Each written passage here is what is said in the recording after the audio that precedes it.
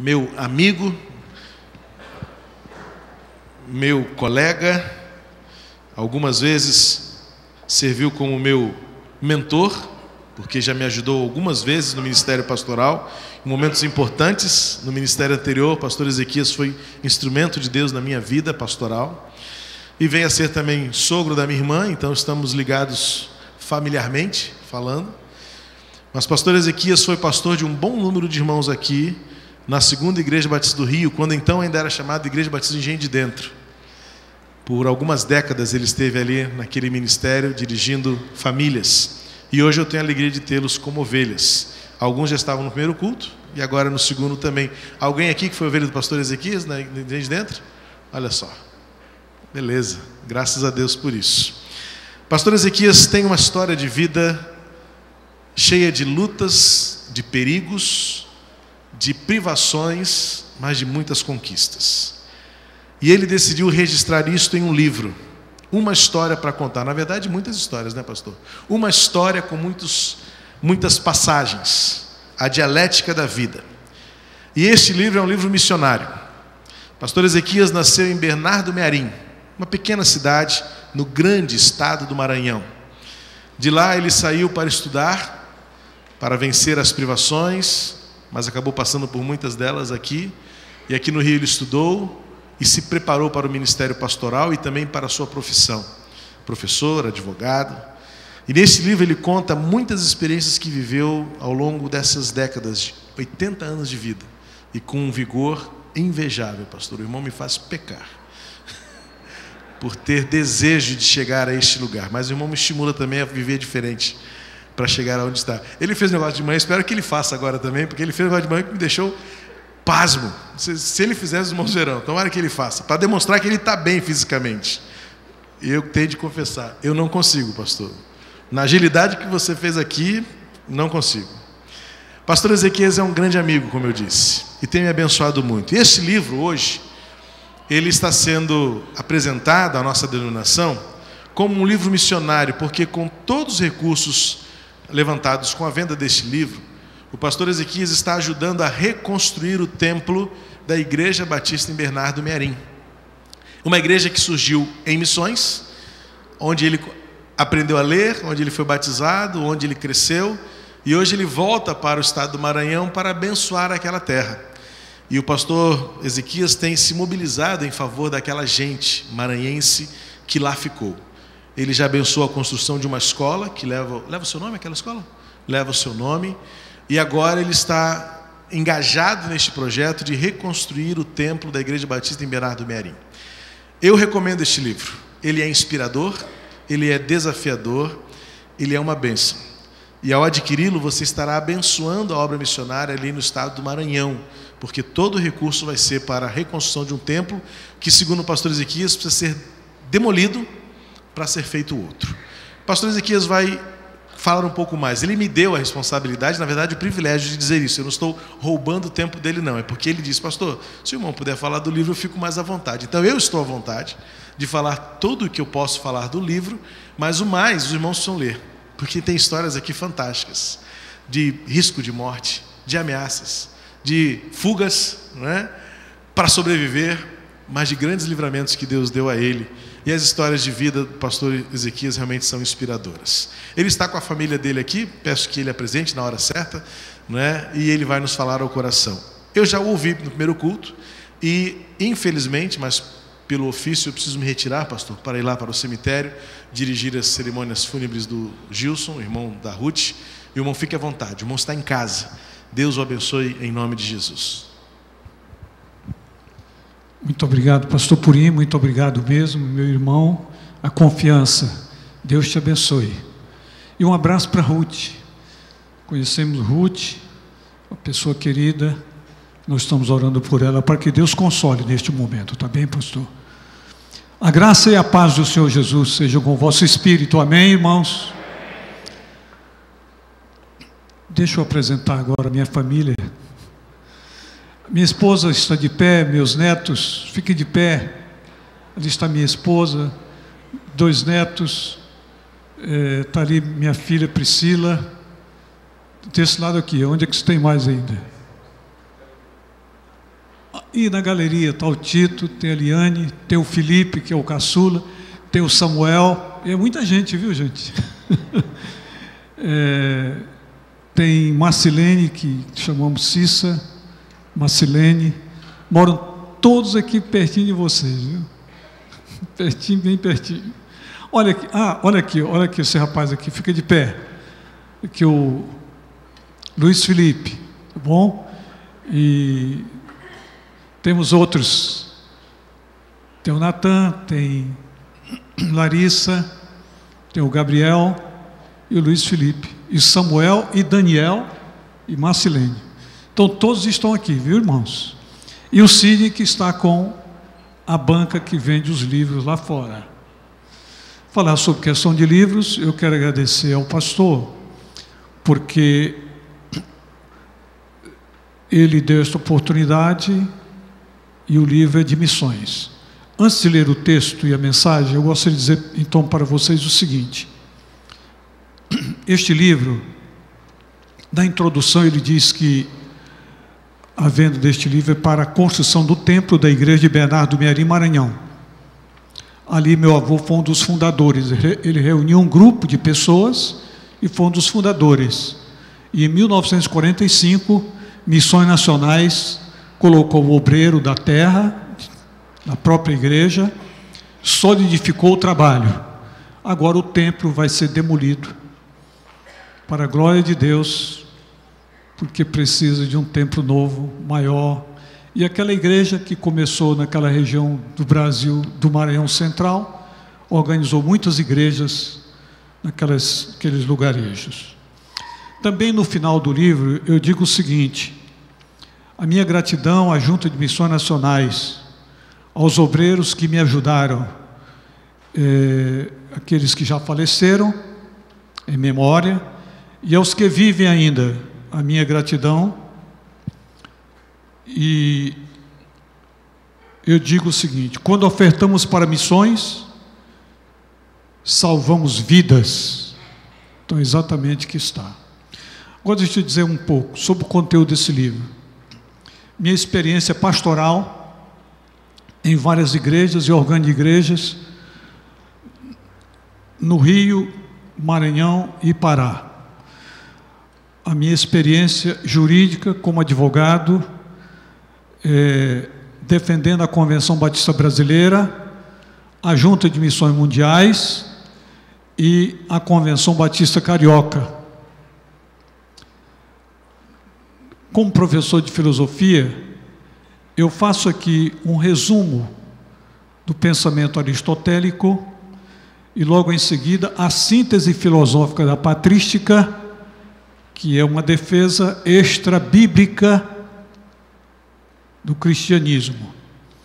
Eu falo também sobre a síntese da filosofia moderna e também sobre a síntese filosófica da filosofia contemporânea. Eu também toco um pouquinho sobre o reinado e a queda da teologia na universidade. Isto é muito bom. Agora, eu sou suspeito de dizer que o livro é bom. Sabe por quê, irmão? Porque eu escrevi o livro. Então eu sou suspeito. Agora eu dou graças a Deus, porque algumas pessoas e mensagens que eu recebo de várias partes do Brasil, porque este livro hoje ele está na mão de todos os presidentes das convenções estaduais da Convenção Batista Brasileira, seus secretários executivos, associações, e este livro, dele eu tenho tido muitas alegrias. A primeira alegria foi da minha família. Mas a mensagem que eu recebi foi a seguinte, algumas delas, e eu passo a dizer: prezado pastor Ezequiel Lopes, terminei de ler seu livro há pouco, fantástico, exclamação, 3 pontos. Estou escrevendo para agradecer, pois fui profundamente abençoado por suas experiências, seus conselhos, sua persistência, sua gratidão e sua fé. Que o Senhor continue a abençoá-lo abundantemente. Receba meus parabéns pela excelente obra e também meu afetuoso abraço. Pastor Samuel Muta, gerente executivo nacional da Junta de Missões Nacionais. Como na Convenção Maranhense eu estive lá, e nós em 2 dias, eu autografei cerca de 500 livros. Então, uma mensagem que veio simples daquela região do país foi o seguinte: gostei muito da veia poética do seu livro, mas ele é um filme vivo, que a gente ri e chora ao mesmo tempo. Carlinda Almeida, funcionária da Prefeitura de Bernardo do Mearim, Maranhão. E ainda uma outra mensagem: o livro me leva a andar pelos campos, rios e florestas, sentir a solidão da cidade grande e andar pela vastidão do universo, na certeza de que quem tem Jesus Cristo tem tudo. Jocilene Mendes, costureira para noiva, madrinhas e damas, Nilópolis, Rio de Janeiro. Porque na síntese da filosofia contemporânea eu coloquei Pascal, quando ele fala sobre os milagres, sobre a salvação, sobre a pessoa de Cristo. E ali ele vai dizer o seguinte: Pascal foi o inventador da máquina de calcular. E ele vai e diz o seguinte: quem tem Jesus tem tudo, quem não tem Jesus não tem nada. E ela gravou isto. E a última mensagem é a seguinte: a leitura do seu livro nos leva a dizer que você é um homem de Deus. Sabe, irmãos, no nosso desfeito, Deus nos ama. E esta senhora colocou isto aqui. Nos leva a pensar no passado, presente e futuro, com uma visão imensa para a eternidade. Zelinda de Oliveira, gerente aposentada da Previdência Social, Goiânia, Goiás.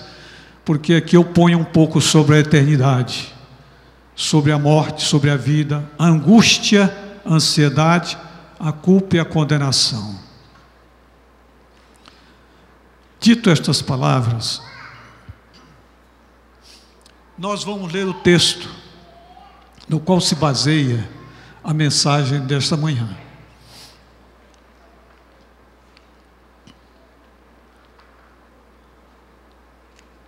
Antes de ler o texto, ao término da mensagem, eu estarei lá fora com os livros e assinarei o livro que o irmão desejar.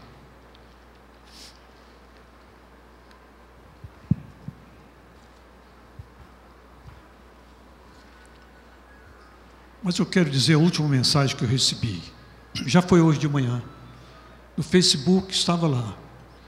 Uma senhora leu o livro, disse: olha, me deram um livro que mandaram de presente de algum lugar do Brasil, veio de muito longe. Eu moro em São Paulo. O livro veio. E eu quero dizer para o senhor agora: o seu livro é uma dádiva de Deus. Irmãos, olha, eu nem sei, eu quase pulei.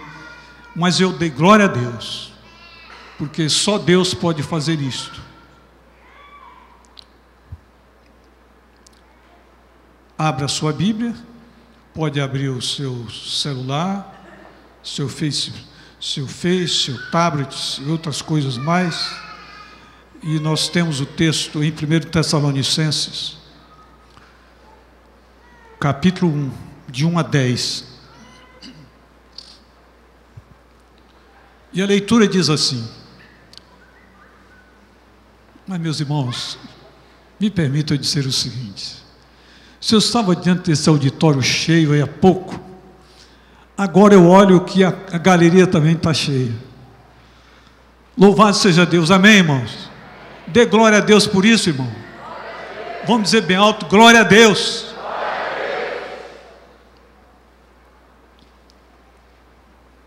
Então, o texto da Sagrada Escritura é assim. Paulo, 1 Tessalonicenses, capítulo 1, de 1 a 10. Paulo, Silvano e Timóteo, à igreja dos Tessalonicenses, em Deus Pai e no Senhor Jesus Cristo, graça e paz a vós outros. Damos sempre graças a Deus por todos vós, mencionando-vos em nossas orações e sem cessar, recordando-nos diante do nosso Deus e Pai, da operosidade da vossa fé, da abnegação do vosso amor e da firmeza da vossa esperança em nosso Senhor Jesus Cristo, reconhecendo, irmãos, amados de Deus, a vossa eleição, porque o nosso Evangelho não chegou até vós tão somente em palavra, mas sobretudo em poder, no Espírito Santo e em plena convicção. Assim como sabeis ter sido o nosso procedimento entre vós e por amor de vós. Com efeito, vos tornaste imitadores nossos e do Senhor, tendo recebido a palavra, posto que em meio de muita tribulação, com a alegria do Espírito Santo, de sorte que vos tornaste o modelo para todos os crentes na Macedônia e na Acaia. Porque de vós repercutiu a palavra do Senhor, não só na Macedônia e Acaia, mas também por toda parte se divulgou a vossa fé para com Deus, a tal ponto de não termos necessidade de acrescentar coisa alguma. Pois eles mesmos, no tocante a nós, proclamam que repercussão teve o nosso ingresso no vosso meio, e como, deixando os ídolos, vos convertestes a Deus para servirdes o Deus vivo e verdadeiro. E para guardardes dos céus o seu Filho, a quem ele ressuscitou dentre os mortos, Jesus Cristo, que nos livra da ira vindoura. Amém. Meu Deus e nosso Deus, aqui está a mensagem principal. A tua palavra que foi lida, ela está expositiva para o coração do crente, e introjeta na vida e na alma de todos os presentes esta tua palavra, em nome de Jesus. Amém. Amém, irmãos? Amém. Diga comigo o tema da mensagem. Deixa eu dizer para vocês, quando eu estava, o pastor Purim me contou para trazer mensagem, eu esqueci de dizer a ele que eu tinha que trazer duas mensagens, uma no primeiro culto e outra no segundo. E eu disse que no segundo culto eu falaria somente sobre a pessoa de Jesus Cristo, naquele texto, quando ele diz: quando eu for levantado da terra, a todos atrairei a mim mesmo. Mas confesso o seguinte, irmãos, que resolvemos pregar a mesma mensagem que proferi há pouco, estou proferindo agora. Agora com um pouco mais de calma, está bem? Um pouco mais de tranquilidade. Vamos dizer o tema da mensagem todos juntos? Eu vou dizer e vocês vão repetir. A igreja em busca da excelência. A igreja em busca da excelência. Amém. Hoje a tecnologia busca a excelência. A tecnologia avança de tal forma que eu nem sei como que minha cabeça, e para me estruturar, para poder realmente fazer o meu trabalho, porque é tudo a excelência, são as empresas, é tudo, em todo lugar, em tudo. Não deve ser também ausente a igreja do Senhor Jesus Cristo, com base na palavra, a busca da excelência. E aqui a mensagem expositiva dá de maneira clara a busca da excelência que uma igreja deve buscar, deve lutar por isto. Quando a gente fala igreja, a gente fala assembleia. Assembleia de gente que decide, para decidir a obra de Deus, que vai fazer. Mas quando a gente diz de gente, a gente fala de célula. Célula tem no corpo de gente que serve ao Senhor Jesus, gente consagrada, salva, dedicada à obra do Senhor.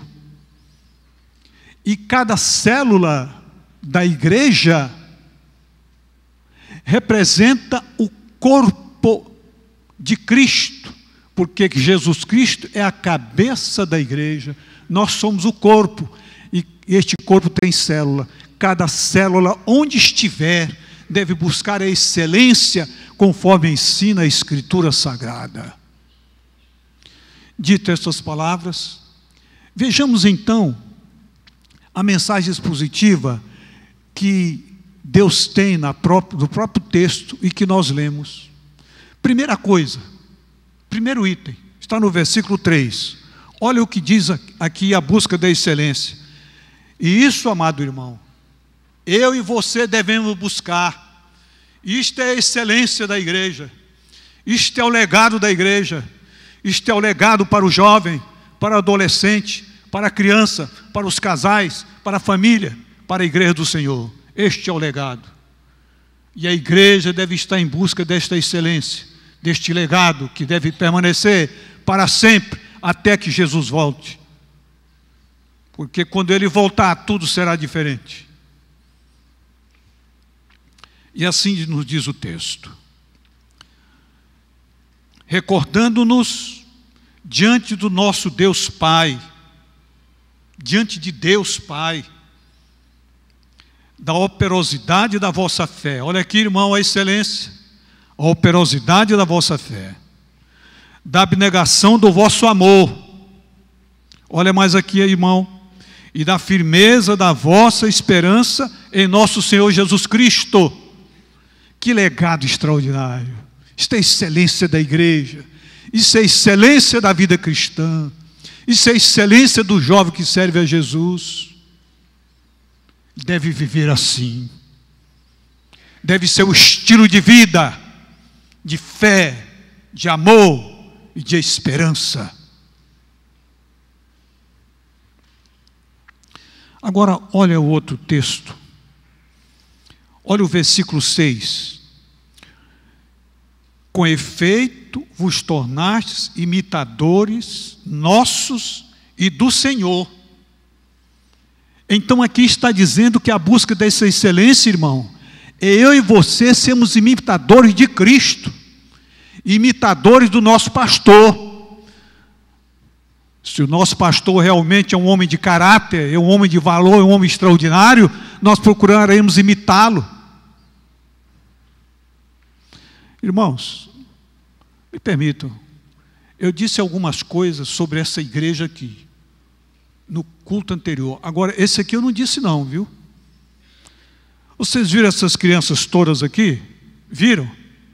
Vocês viram o pastor sentado e ao lado delas? Todos viram. Deixa eu dizer para vocês uma coisa. Eu fui convidado por um grupo de clientes meus para uma festa de 70 anos de uma cliente. E quando eu chego lá, está aquela festa bonita e tudo, e eu ali, muito bem. De repente, passamos a palavra, o pastor Purinho vai dar a palavra. Meus irmãos, aquilo mexeu comigo. Uma criança saiu de lá, agarrou nas pernas dele e disse assim: esse é o pastor que eu gosto, é o pastor que eu amo. Aí eu já vi por isso. Irmãos, aquela criança imitando o seu pastor, ela gritou: este é o meu pastor, este é o pastor que eu amo, esse é o pastor que eu gosto. Imitar o seu pastor.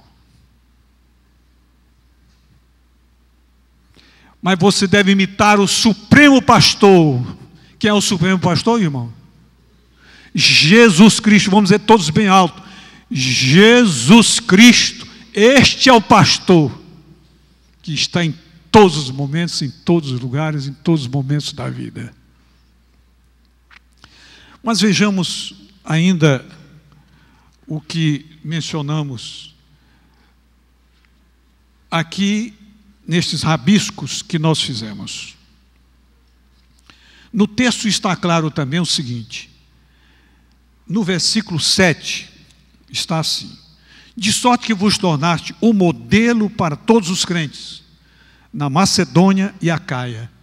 Sabe o que é isso, irmão? Isso aqui é o exemplo da igreja. Na comunidade, então a igreja ser realmente este modelo. A vizinhança toda saber que ali está uma igreja que é modelo para a comunidade, é modelo para os vizinhos, é modelo para que está próximo, é modelo para os comerciantes aqui, é modelo para todos. Se Jesus fala, e se o apóstolo Paulo, eles falam, especialmente aqui nesta mensagem expositiva do apóstolo, se foi naquele tempo, é também hoje. Jesus Cristo é o mesmo ontem, hoje e eternamente. E Ele está dizendo que devemos buscar por excelência, buscar a excelência. Agora, irmãos, Olha aqui no versículo 8. Olha o que está aqui também dito. A igreja em busca desta excelência, o crente em busca desta excelência, porque de vós repercutiu a palavra do Senhor, não só na Macedônia e Acaia, mas também por toda parte, se divulgou a vossa fé para com Deus, a tal ponto de não termos necessidade de acrescentar coisa alguma. Sabe o que é isso aqui, irmão? É a intensa proclamação do Evangelho. Foi dito aqui: ide por todo o mundo e pregai o Evangelho a toda criatura.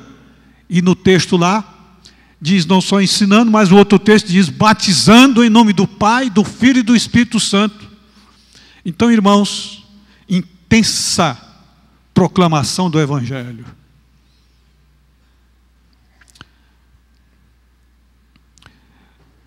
No versículo 10, nós temos aqui o seguinte: e para guardar do céu o seu Filho, a quem ele ressuscitou dentre os mortos, Jesus, que nos livra da ira vindoura.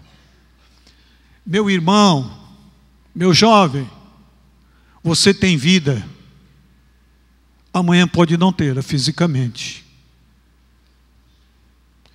Meu irmão, meu jovem, em busca da excelência, aquele legado inicial que citamos, a fé, o amor e a esperança, isso deve estar presente na nossa mente, nosso espírito, constantemente, porque não sabemos a hora que Jesus vai voltar, e não sabemos a hora que seremos chamados, e nós devemos saber que Jesus, assim como ressuscitou, Ele há de voltar, para buscar a sua igreja, os seus remidos, e lá no céu não haverá dor, não há sofrimento, não haverá tribulação, tudo é cessado.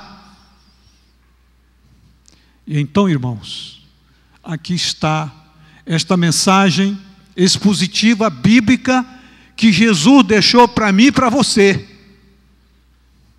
Aqui está. Agora, eu queria que você prestasse atenção. Você tem prestado atenção. Mas eu quero citar o primeiro item. O primeiro item, vamos pensar um pouco mais nele. O primeiro item que está exatamente no versículo 3. Olha o que está no versículo 3. Recordando-nos diante do nosso Deus e Pai, da operosidade da vossa fé, da abnegação do vosso amor e da firmeza da vossa esperança em nosso Senhor Jesus Cristo. Anotamos aqui o seguinte, para que os irmãos se lembrem, anotamos o seguinte: o que significa operosidade? Então, olhando os dicionários, uma coisa que está ali, sabe o que é? Trabalho. Trabalho. A fé trabalha, operosidade é trabalho. E eu me lembrei, eu até recitei aqui, um poema de Olavo Bilac, sobre o trabalho. Trabalhar é porque a vida é pequena, e não há para o tempo demora. Não gasteis os minutos sem pena, não façais pouco caso das horas. O crente, na busca da excelência, ele procura remir o tempo. O estilo de vida dele é para servir a Jesus. O seu corpo, a sua vida, é para servir a Jesus. Ele não tem tempo a perder, porque a vida é tão rápida, é tão passageira, é como a flor da erva, que nasce, seca e morre. Em busca da excelência, deste legado, e a Bíblia diz, sem fé é impossível agradar a Deus. A Bíblia diz, justificados pela fé, temos paz com Deus. E a Bíblia diz, sobre a fé, o capítulo 13 de Hebreus, se não me falha a memória, 13 é o capítulo 11, ali está exatamente aquela plede e aquela visão imensa do universo da fé, através de todas aquelas pessoas. Aquelas pessoas que viveram naquele passado, Jesus também usa hoje. de uma forma ou de outra, mas o Senhor Jesus também usa no presente momento. Quando falamos sobre a fé é trabalho. Trabalho, evangelização, evangelismo. Eu citei aqui que meu pai-avô, que me criou, ele reuniu assim algumas famílias, e naquele lugarejo, à beira do lago, ele organizou uma igreja. Ele foi um dos fundadores. Então organizou a igreja. Uma igreja que não tinha mãe, organizou a igreja. Mas em 1945, a Junta de Missões Nacionais ali colocou um obreiro da terra, filho da igreja, e ali então inaugurou uma escola. Naquela escola eu aprendi quando tinha 10 anos de idade. Que coisa boa! Quando eu aprendi a ler, o mundo se abriu para mim. No dia da minha conversão, o universo se abriu para mim. Parece que eu estava vendo Jesus Cristo, os anjos de Deus. Não foi no meio da população, não foi no meio da imensidão de tanta gente, mas foi na imensidão do espaço do campo e da floresta. O meu avô dizia então o seguinte: meu filho, você vá ao capinzal e pegue lá uns animais, traga para o evangelista Manuel José e para Antônio Salles. Eles vão sair pelos lugarejos chamados Esperantinópolis, Boa Vista do Gustavo, Bom Princípio, Mato do Nascimento, Dom Pedro, Bacabal, Pedreiras, Santo Antônio do Lopes, Bom Lugar e Poção de Pedra. E em todos esses lugares amanhã nós teremos igrejas em todos esses lugares. E dizia o seguinte: quando você se converter, meu filho, se torna um evangelista de Jesus Cristo. Eu entregava aqueles animais para aqueles homens, eles iam. E hoje em todos esses lugares tem uma igreja batista, amém, irmãos? Agora, irmãos, a fé sem obras é morta. Então é preciso que haja essa operosidade da fé pelo trabalho do evangelismo. Irmão, você lança semente. Assim como eu me converti, quando eu falava com uma pessoa de Jesus Cristo que ela não queria nada, eu ficava chateado, aborrecido, zangado. Fui falar com o padre ficou chateado, depois tive uma longa discussão, está escrito no livro, hein? Me converti, a primeira coisa logo foi o padre, porque ele queria a missa para tirar a alma do purgatório, era uma criança, eu fui saber que história era aquela. Primeira coisa logo foi com o padre da cidade, do lugarejo. Está aqui escrito no livro, vocês vão ver isso. Pois bem, então, amados, a fé precisa de obras. Eu disse aqui, vou repetir, os que estiveram aqui estão ouvindo agora. Quando eu estava escrevendo o livro, eu passei numa esquina, tinha 2 adolescentes, um grupo de jovens, janelas do Natal.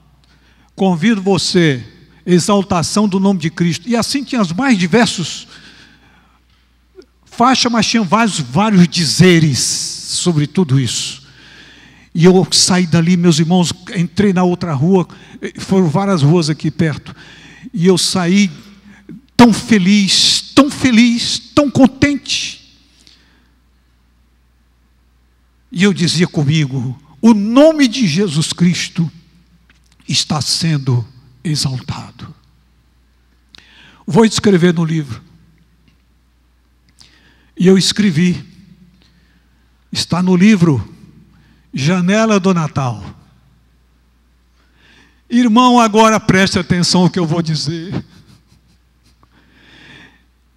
Irmão, este legado da fé, do amor, da esperança deve estar no coração de você, da igreja. Aquele que canta deve ter uma intimidade com Deus, estilo de vida, uma vida de santidade. Quando você abrir a boca e começar a cantar, o Espírito de Deus leva a seta da graça para aquele coração que está lá ouvindo, que precisa ouvir a música da fé, a música da exaltação ao nome de Jesus Cristo. É a seta que vai, e como o legado do amor que está dentro do teu coração, este legado também passará para as pessoas que ouvirem a música da janela do Natal. Está escrito isso, eu escrevi com uma alegria tão grande, vocês vão ver isso, se vocês adquirirem o livro.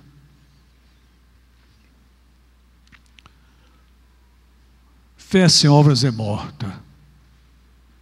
Vocês estão realizando a fé.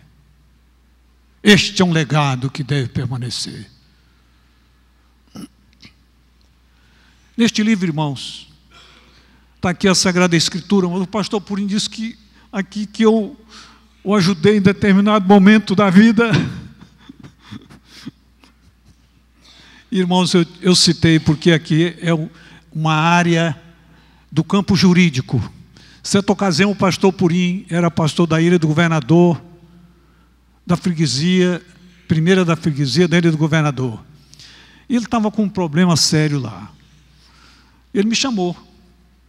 Eu fui. Lá fizemos o contrato.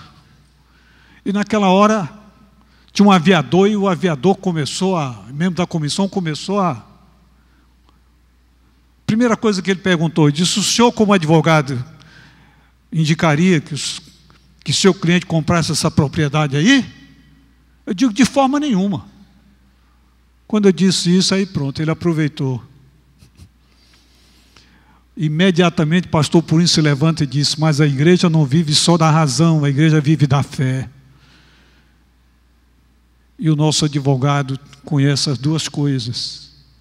Irmão, naquele momento foi um alívio para a comissão e para mim. E eu vi que estava ali diante de uma pessoa, de um pastor diferente. Ainda bem que ele não está aqui, viu? Só vocês estão ouvindo, ele não está aqui. De um pastor diferente. E, irmãos, é a forma de pastorear. Sabe o que aconteceu? Deus faz isso. A gente não merece, mas Deus faz isso. Quando eu ganhei a causa, o pastor Purim estava saindo já a vir para a igreja do Meia. Mas, irmãos, aquela igreja fez uma festa tão grande de homenagem à minha pessoa. Já pensou o que é isso? Eu disse: meu Deus, o que é isso? De tanta alegria está aquela grande propriedade hoje, que serve ao Senhor Jesus Cristo, que aquela igreja usa. Irmãos, é preciso a fé. Sem fé é impossível agradar a Deus. A fé é um fundamento do cristianismo. Bem, amados, mas eu disse também o seguinte, que a fé em questão de obras, quando nós, olha, eu vi vocês aqui, olha, muita gente vindo aqui desde o primeiro culto agora, dedicando o dízimo. Então eu fiquei pensando de tanta gente hoje que está desempregada por causa do problema que nós passamos no Brasil hoje. E eu fiquei analisando o seguinte: só entrega o dízimo quem realmente estiver cheio de fé. Se não tiver fé, não vai entregar o dízimo, não.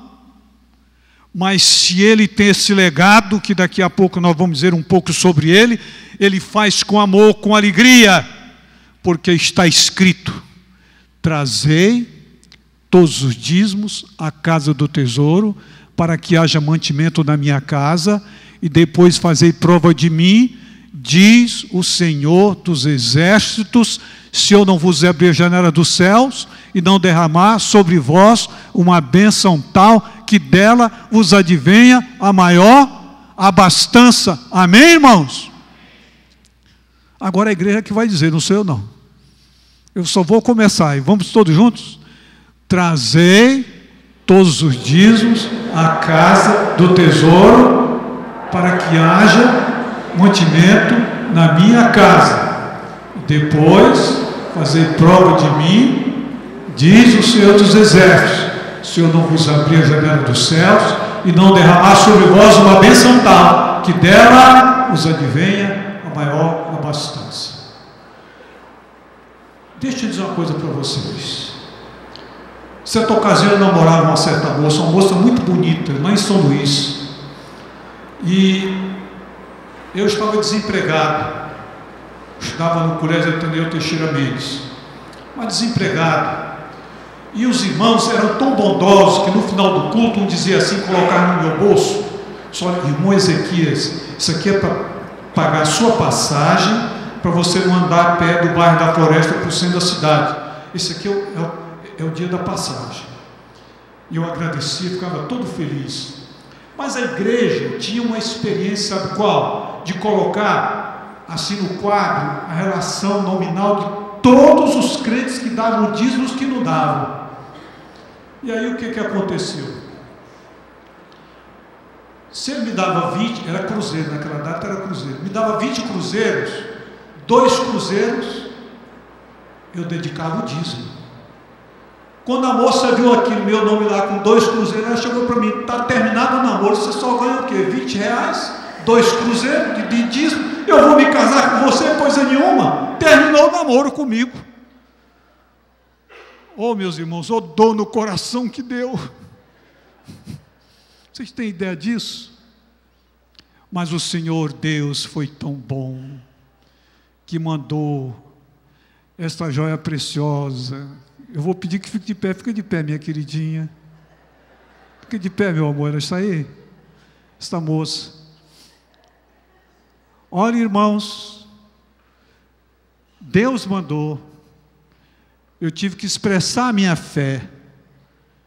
Eu estava muito desiludido com a questão sentimental. Nada dava certo comigo. Começava a namorar, nada dava certo, tudo dava errado.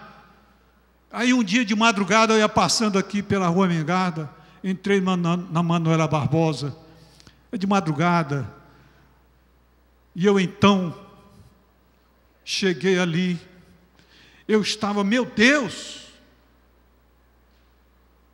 tem misericórdia de mim,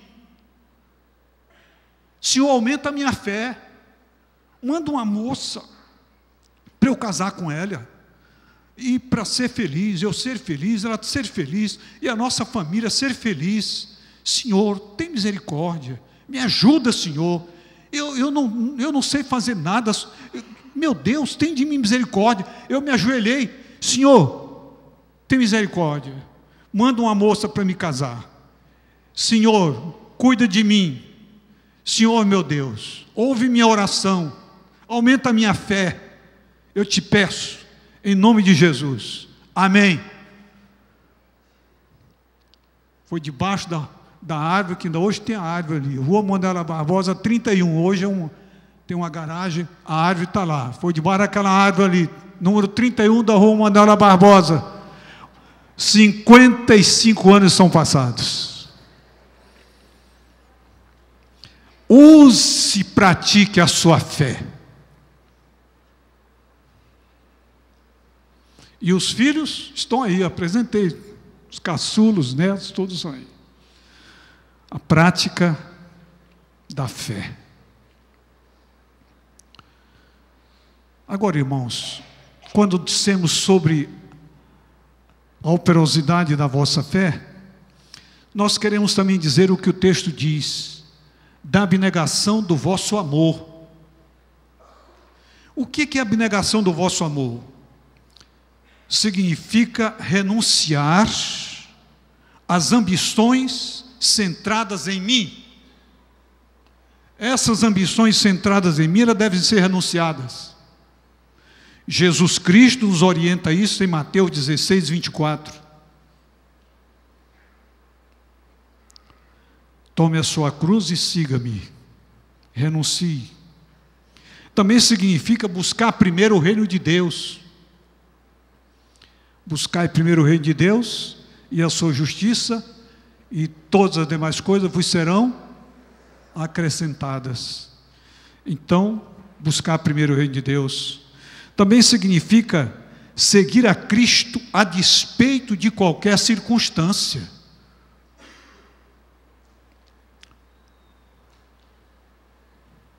Paulo e Silas estavam na prisão. Como é que aqueles homens cantavam e oravam, davam glórias ao Senhor Jesus Cristo, na prisão, é uma coisa de doido, coisa de louca. Os outros lá, aqueles presos vendo tudo, e eles cantando, ora, adorando a Deus, não dá para entender.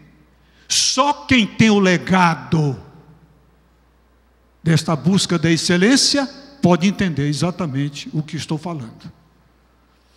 Então, irmãos, o mesmo Deus daquela data, Ele dá experiência para você hoje.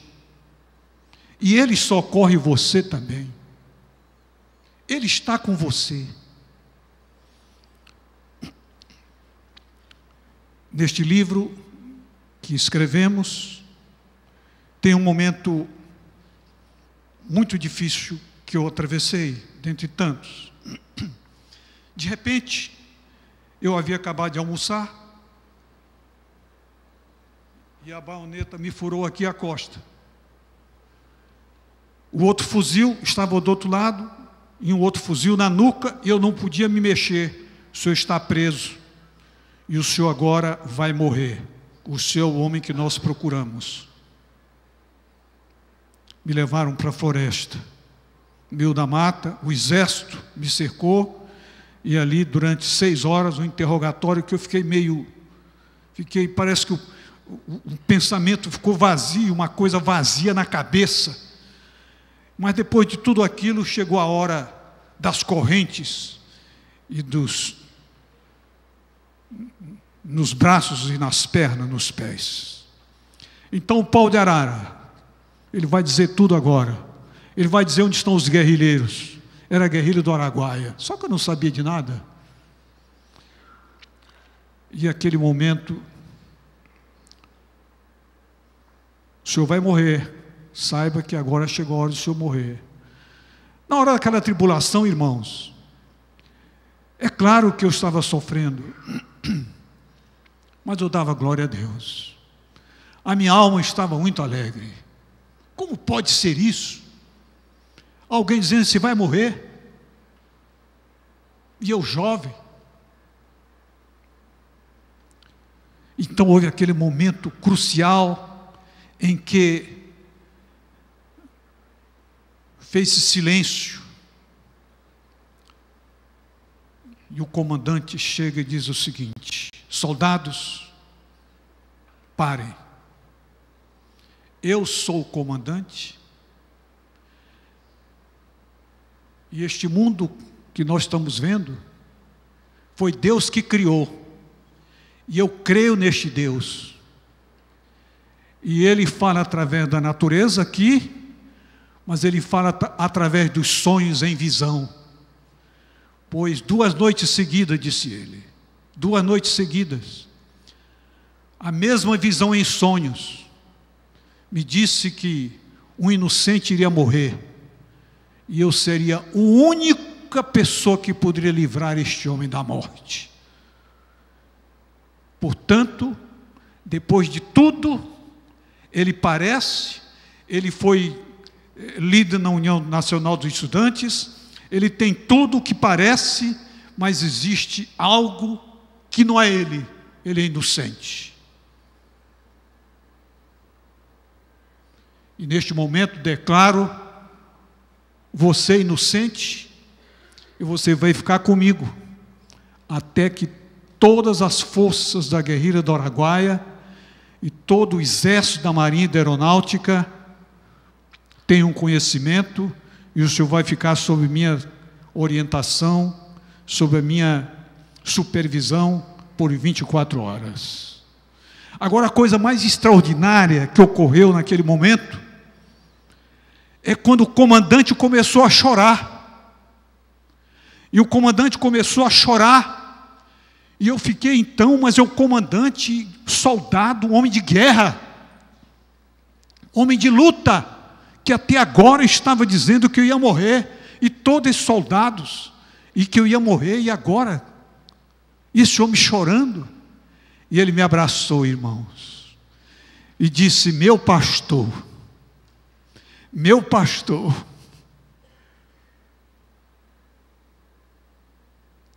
você não vai morrer.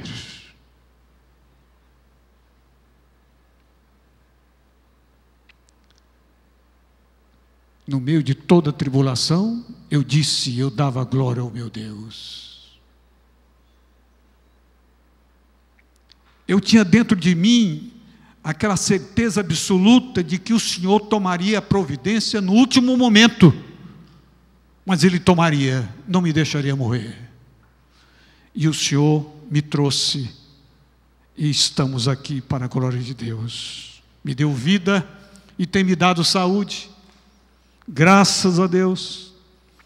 E para a conservação melhor desta saúde, desse trabalho, porque isso também é amor.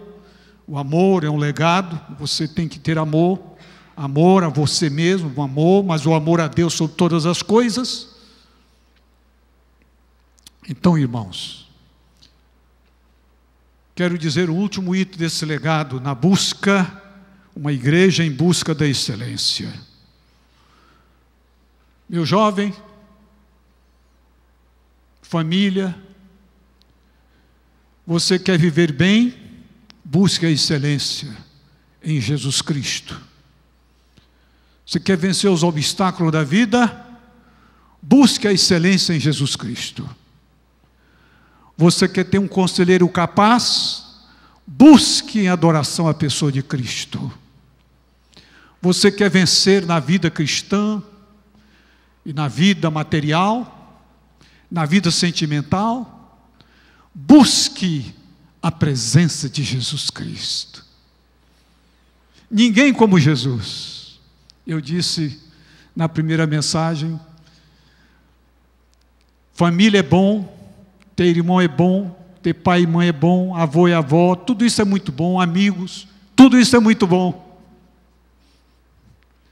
Mas o amigo melhor e o maior de todos é o Supremo Pastor Jesus Cristo. Ele está dentro de você. O nosso corpo é o templo do Espírito Santo. E Ele então mexe com a gente.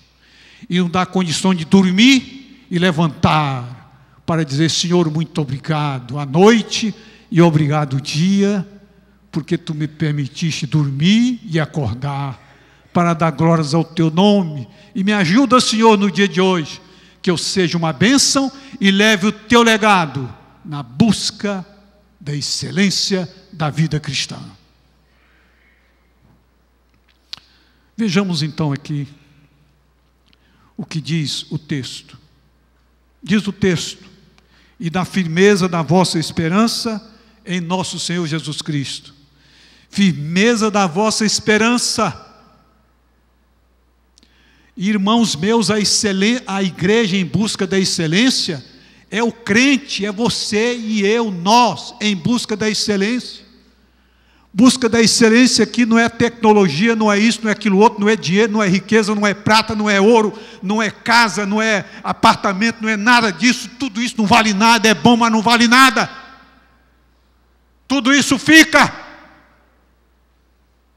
Mas uma coisa que fica aqui e você leva, é o legado que Jesus deixou para você, que a Sagrada Escritura deixou para você. Este legado é o legado da fé, é o legado do amor, é o legado da esperança. Amém, irmãos?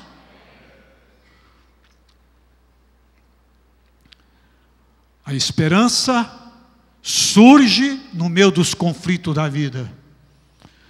A esperança surge no momento da angústia existencial. A esperança surge no momento da culpa e da condenação. A esperança surge quando nada parece no final do túnel, nada, coisa alguma, nada. Mas é aí que surge a esperança.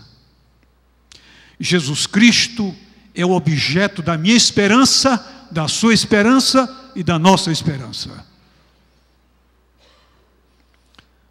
Em Jesus, nossa esperança é sempre recompensada.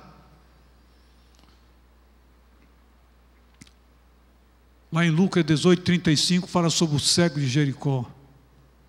Estava à margem do caminho. A multidão toda gritando. Quem passa aí é Jesus. Ele começou, Jesus, filho de Davi, tem misericórdia de mim. Começou a gritar, a multidão não queria que ele chegasse perto de Jesus. Mas ele chegou perto de Jesus Cristo. E Jesus pergunta o que é que ele queria. E ele disse que eu tenho a vista. E Jesus não somente deu a vista ao cego, mas disse: a tua fé te salvou. Amém? Na hora da tribulação, das angústias, dos problemas da vida, o Senhor Jesus tem a paz e alegria para a nossa alma, para vivermos em qualquer tipo de tribulação. E nisto tudo da nossa tribulação, o nome de Jesus é glorificado. Quando nós usamos o legado do amor e da fé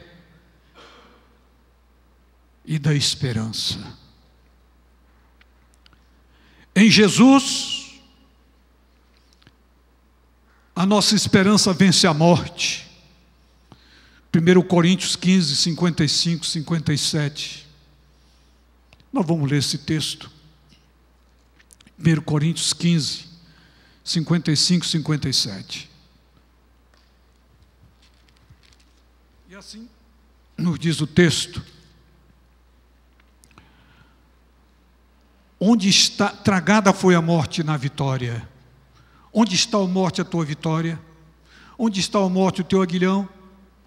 O aguilhão da morte é o pecado, e a força do pecado é a lei.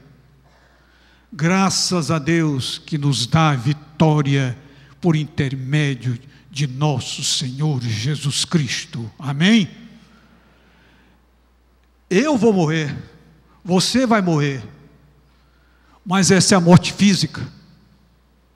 É uma passagem pequena, porque a morte espiritual não existe para aquele que crê e para aquele que tem Jesus Cristo como Salvador. Aquele que entregou a vida a Jesus Cristo, ele não tem a morte espiritual, não. Ele tem o céu como recompensa. Ele tem a glória do Senhor Jesus. Ele tem aquele momento, aquele último momento no tribunal divino: vinde bendito do meu Pai, possuí por herança o reino que vos está preparado desde a fundação do mundo. Nenhuma sentença, nenhuma palavra é mais tão fantástica na história e na vastidão do universo do que esta de Jesus: vinde bendito do meu Pai, e possuí por herança o reino que vos está preparado desde a fundação do mundo. Quem tem Jesus Cristo, a Bíblia diz que quem tem Jesus tem tudo. Escrevi aqui sobre Pascal, quando ele escreve sobre os milagres e sobre a salvação, ele diz mesmo: alegria! Ele começa a dizer: alegria, alegria, alegria. Quem tem Jesus tem tudo, quem não tem Jesus não tem nada.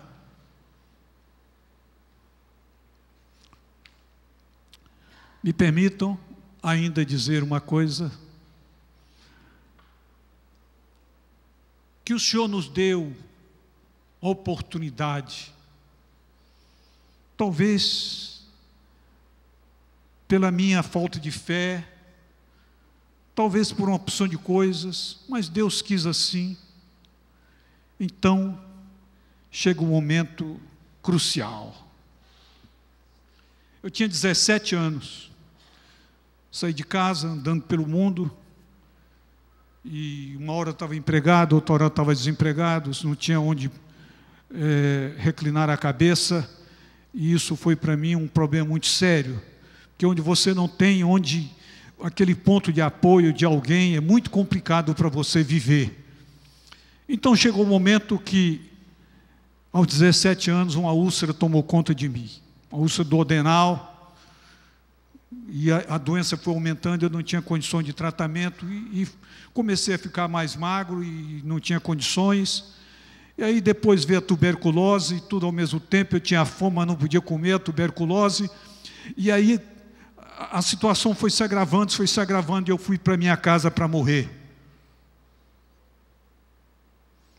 E lá, um belo dia, foi um belo dia mesmo, viu? Porque Deus transforma o mal em bênçãos. Então ocorreu o seguinte: eu disse: Senhor, tu curaste o rei Ezequias há milênios, deste mais 15 anos de vida para ele. Eu não sei quanto tu vai dar para mim, pode me dar muitos anos, mas meu Deus, tem misericórdia, dá minha vida, eu não quero morrer agora. Muda, Senhor Deus, em nome de Jesus, o curso da história da minha vida, Senhor. Tu tens o poder, tu fizeste este lago, tu fizeste essas árvores, essas aves aquáticas. Deus, eu estou ouvindo os últimos cânticos dessas aves, o canto triste da inhuma, o cântico da garça, o cântico da marreca, o cântico do currupião, do sabiá, do bem-te-vi, e tantas aves aquáticas e outras que não eram aquáticas, mas cantando naquele pôr do sol lindo, as palmeiras e a sombra, e aquele momento eu comecei como que a adormecer, e foi o melhor sono que já tive na vida até o dia de hoje, foi aquele sono, porque eu disse para Deus o seguinte: hoje é o último dia, se passar de hoje, estarei morto. Só um milagre, só um milagre. E isto aconteceu. Quando acordo, muita gente chorando ao meu redor. Eu perguntei: por que vocês estão chorando? Seu coração parou a sua respiração e você ficou com cara de defunto. Aí eu disse: não, eu estou bonzinho. Aí um diz assim: é isso mesmo, ele veio para se despedir da gente, quando está assim é para morrer, ele veio e vai morrer logo. Eu digo: não, Jesus esteve comigo, eu estive num mundo completamente diferente, muito belo, diferente deste, não há descrição, não tenho palavra para descrever, mas de uma coisa eu sei: Jesus mandou o seu anjo e colocou sobre mim um livro chamado A Palavra. E quando colocou o livro chamado A Palavra sobre mim, saíram do meu corpo todas as enfermidades que estavam sobre mim. E aí um disse: olha, ele está ficando louco. Eu disse: não, senhor, mamãe, traga um caldo de galinha, mamãe, que eu estou com muita fome. Eu não comia já há bastante tempo. Mamãe, traga um copo de leite urgente. E eu tomei aquele leite tudo, aquela maravilha. Jesus me curou. Aí eu aproveitei para dizer para aquelas pessoas: olha, quem crê em Jesus Cristo, até na última hora, Ele pode mudar o curso da história da sua vida. Ele mudou o meu curso da história. Eu sei que eu vou morrer um dia, fisicamente, mas Ele mudou o curso da história. Para a graça de Deus, aquelas pessoas que estavam me ouvindo e me vendo à morte, dizendo que eu tinha morrido, alguns deles hoje são líderes no trabalho da igreja em Bernardo do Mearim, Maranhão, amém? E eles hoje se lembram e dizem: só um milagre de Deus. Eram líderes da igreja principal da época e hoje são líderes no trabalho da igreja batista. É preciso este legado na vida do crente, a busca da excelência em qualquer época, em qualquer idade, do adolescente, do jovem, do adulto, do idoso. Este legado que põe você diante de Deus com alegria, em qualquer momento, em qualquer tribulação. E aqui está o seguinte, a conclusão é esta: irmãos, o que Jesus Cristo quer de mim e de você agora? Ele quer que eu busque a excelência. E a busca da excelência é exatamente isto: este legado da fé dentro de você, do seu espírito e dentro de mim. Este legado do amor, o amor a Deus e ao próximo. Ele quer isto. Isto é a busca da excelência. Ele quer a firmeza da vossa esperança, esperança em Jesus Cristo. Não no país, não na política, não no isto, aquilo outro, não no meu dinheiro, nada disso. Esperança nessas coisas. Minha esperança em Jesus Cristo. Buscai primeiro o reino de Deus e Ele concederá as outras coisas. Amém, irmãos? Mantenhamos este legado. A igreja em busca da excelência. E a igreja em busca da excelência do legado do amor, da fé e da esperança, vai haver, meu amado, aquela intimidade com Deus que você passa a ter. O teu pensamento, o teu corpo, a tua vida passa a ter o estilo de vida. Que Deus abençoe a igreja e abençoe a todos nós. Amém e amém.